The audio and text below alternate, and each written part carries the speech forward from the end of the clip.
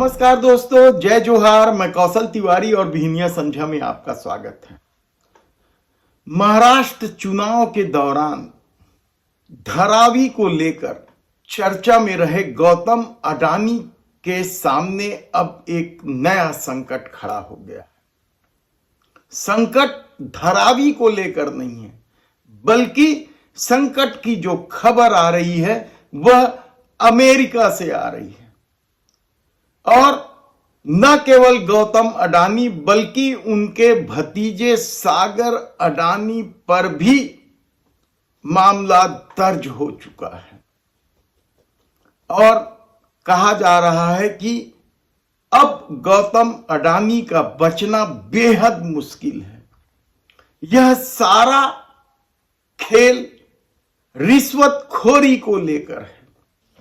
सौर ऊर्जा से जुड़े सप्लाई की ठेकेदारी के लिए गौतम अडानी, उनके भतीजे सागर अडानी सहित 7 वरिष्ठ व्यावसायिक अधिकारियों के खिलाफ यह मामला शुरू हो चुका है। दरअसल अमेरिका में सौर ऊर्जा से जुड़े सप्लाई कॉन्ट्रैक्ट को लेकर ठेका जारी किया गया था और इसे हासिल करने के लिए जिस तरीके का खेल खेला गया वह अमेरिकी सरकार के सामने आ गया। अमेरिकी न्याय विभाग ने 20 नवंबर को इस पर दर्ज कर दिया है और जिसमें मुख्य आरोपी गौतम अडानी और उनके भतीजे सागर अडानी को बनाया गया है।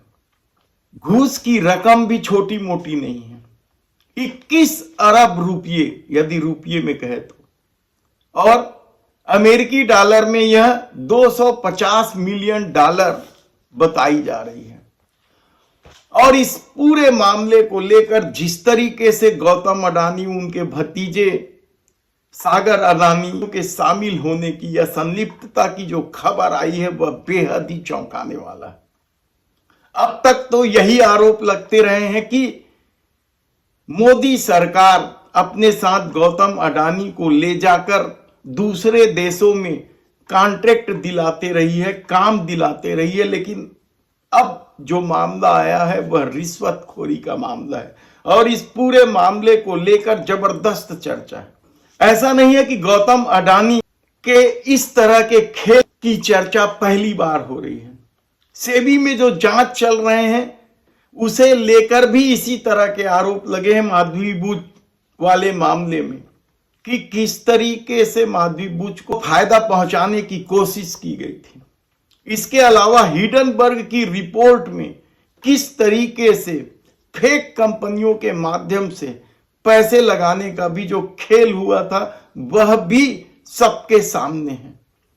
ऐसे में धारावी का ठेका किस तरीके से मिला यह भी किसी से छिपा नहीं है। पहली बार वहां ठेका किसी और को मिला था लेकिन उसे रद्द कर दिया गया था और बाद में यह ठेका गौतम अडानी को दिया गया। और महाराष्ट्र चुनाव के दौरान कांग्रेस ने जिस तरीके से धारावी को लेकर मोदी सरकार पर हमला किया था उसका जवाब देते नहीं बन रहा था।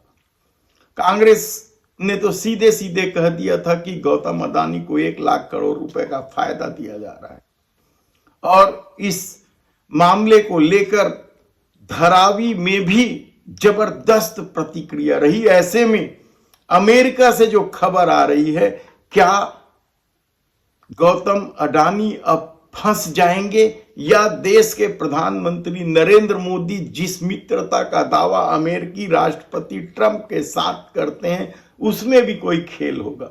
देखना होगा। धन्यवाद।